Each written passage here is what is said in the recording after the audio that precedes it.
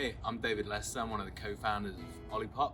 We make sparkling prebiotics that taste like sodas but are low in sugar and have a bunch of ingredients that support your digestive health. We wanted to speak to you today a little bit about how we do social media and community.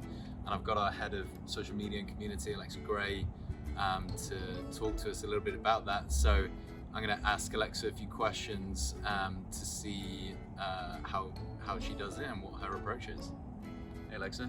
Hey, David.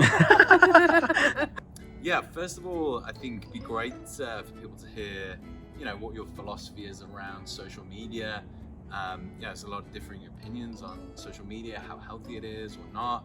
How do you look at it and look at it within the context of a brand?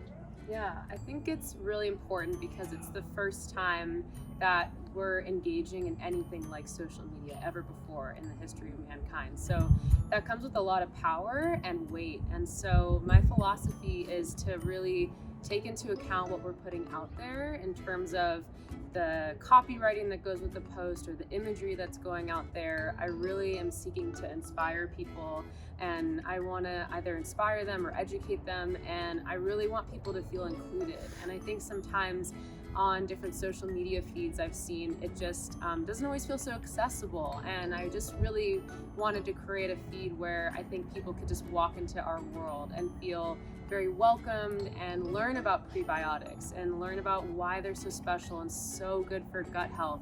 And if the packaging and the imagery is what brings them in and attracts them, that's wonderful. And then it's my job to then educate them further and kind of just take them down this journey that I myself have gone down in social as well. And one of the things I always get asked quite a lot is, how do you guys get so much engagement on your posts?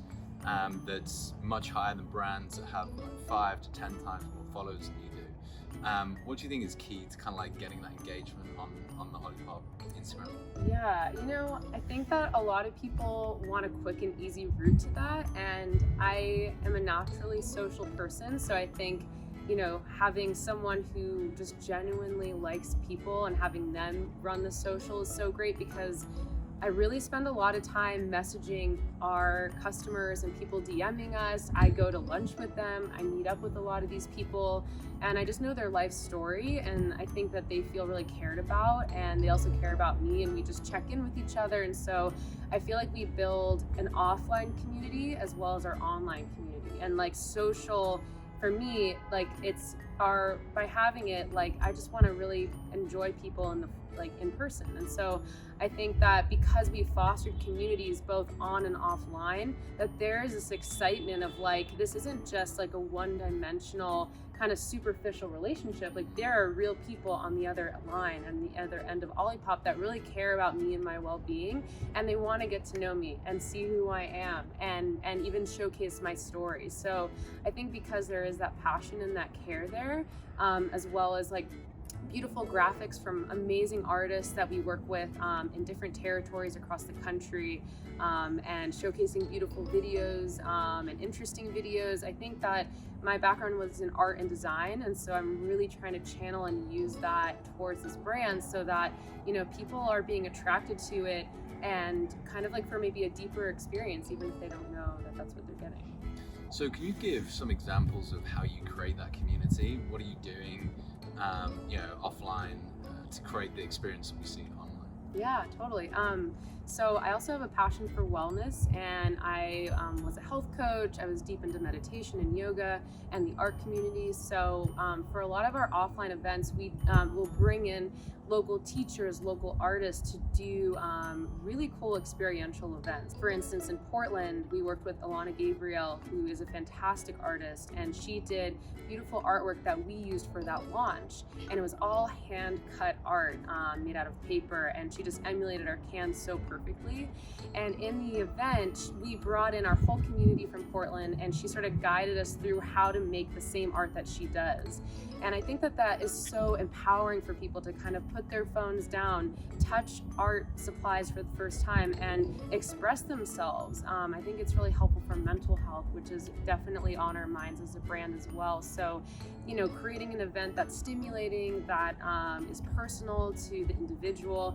And then we also incorporate like aspects of wellness, whether it's having an amazing local restaurant with organic food that's also high in fiber, and also incorporating some mindfulness or meditation. I remember at our San Diego event, we opened the group with a beautiful meditation, and everyone went around and shared kind of what their goals were for 2020, things they were wanting to let go of. And it was just amazing how everyone started sharing, and it just really resonated, and everyone was just so inspired by each other. And I noticed that the whole group, once that part finished, they just walked right up to a stranger and just started talking to them and like made that connection. And sometimes at events, you don't always feel so warm and welcome to just go up and talk to someone. So I've started to notice what gets people into something and feeling comfortable and safe. And so I really think it's this aspect of mindfulness, community, arts, and sort of nourishment. And those are kind of these different pillars, and fun, obviously, because we really want to have fun. It's so important to connect to each other. So those are sort of the things I'm looking towards now for our events. Yeah, I think that's a great insight around the effort that you place offline to create community that you then see online. One of the other things I know people struggle with is, how do I create content? How do you look at content? How do you look at your feed and stories? And what's your approach for generating content that really talks to people?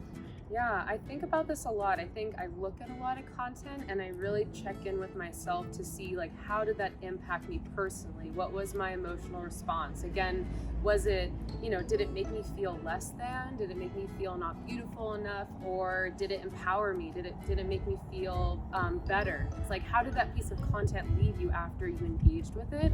And so I really look to art. I think that art is an amazing way to communicate, especially on behalf of a brand. I think that it sort of creates almost like an imaginary world for your brand to exist inside of.